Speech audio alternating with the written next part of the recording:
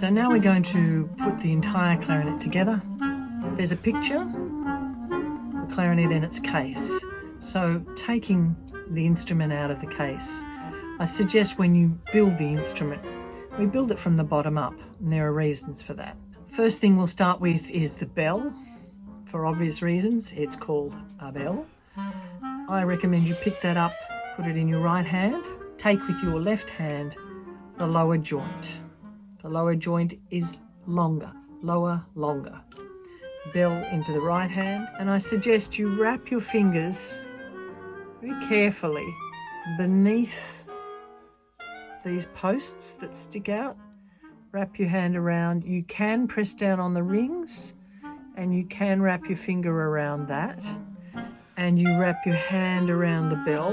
New instruments can be quite grabby. The actual wood can swell here, not just the cork but the wood, and it can get very, very stiff. If that happens, take it back to your retailer and have them loosen the wood. It's very important that you're pressing on the rings, wrapping your hand around here, and not grabbing the levers. They're quite soft, they're bendy. These are silver plate, which are even softer. So you want to wrap fingers around there, hold it quite firm, and you may need an adult to do it if you're a child, and then push the two bits together. I recommend lining up, just for nice and neatness, the logo here. Mine says Elite. And line that up with there. Then transfer again that into your right hand. So it's a bit like I'm playing tennis. I don't grab the longer sections here that can bend. These posts have little screws that protrude, and the whole thing pivots on those screws, and this rod is quite bendy. You don't want to have any pressure or grabbing on that. You want to grab the bell and up against the timber like that, in a sort of a tennis racket grip. Okay, next joint. Picking up in my left hand, I'm now picking up the top joint. Again, I've put on plumber's tape to stop any wobble. I'm swapping different instruments and different barrels, so rather than have the cork replaced at regular intervals, it's very simple for me to just pop the plumber's tape on there.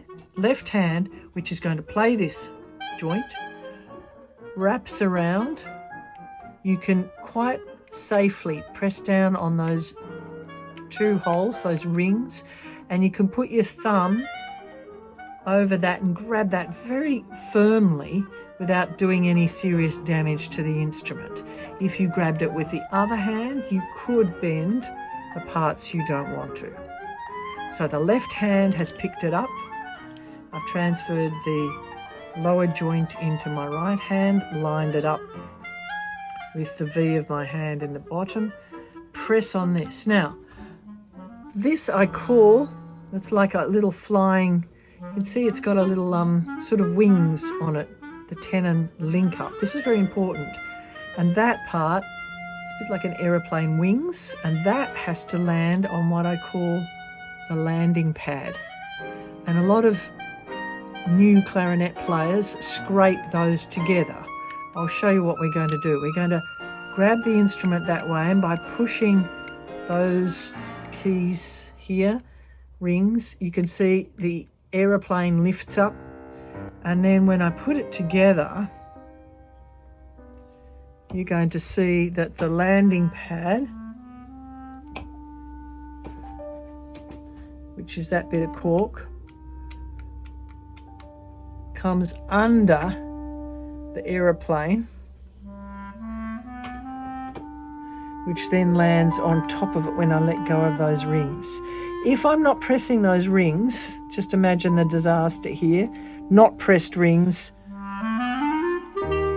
move it together, we're going to have a great big smoosh of aeroplane into landing pad. So you really want to press down, hold those rings down as you align. When I come in and look at that,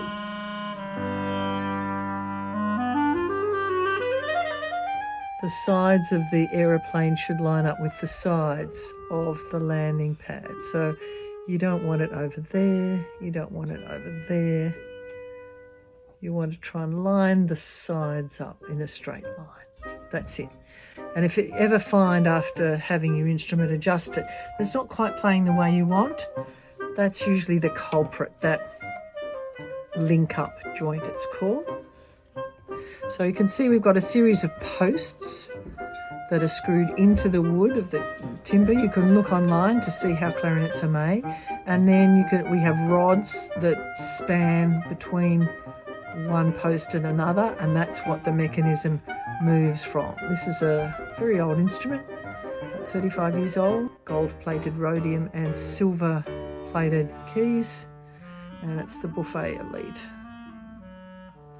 I do my own maintenance and have on this instrument for a long time. Now, looking at this joint, you should have the joint go together completely like that. Check that it's lined up at that tenon like I was talking about. We've had the right hand hold the bass, left hand wrapped around that top joint. I'm going to leave the left hand wrapping around that top joint, and I'm now going to pick up the barrel. So the barrel, for obvious reasons, is called the barrel for that shape. These are original Elite barrels. You can get all sorts of different models. This part is extremely important for the quality of the clarinet. It dramatically changes the tone. Your reed and mouthpiece are the sound source, so they will make an enormous difference to your tone. This is the next influencer in the tone, and this is like a giant amplifier. It makes a difference, but not as much as the part that's way up near the vibrating part. Right, so having lined all of that up,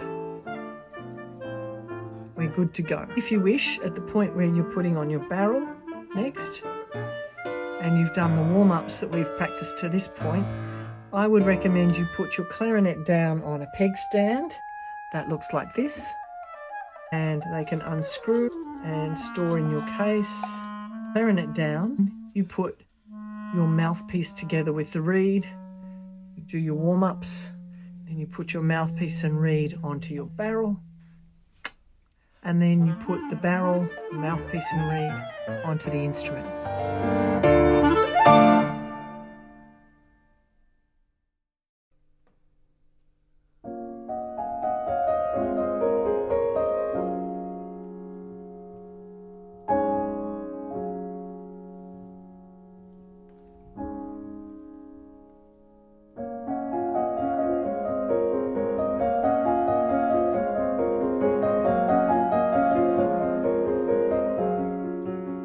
So I'm a clarinetist, music researcher, did my PhD about 10 years ago into efficient practice. And you can look at my recordings on my homepage, deborahdegraaff.com, and you can look me up on LinkedIn, where I have publications of my research.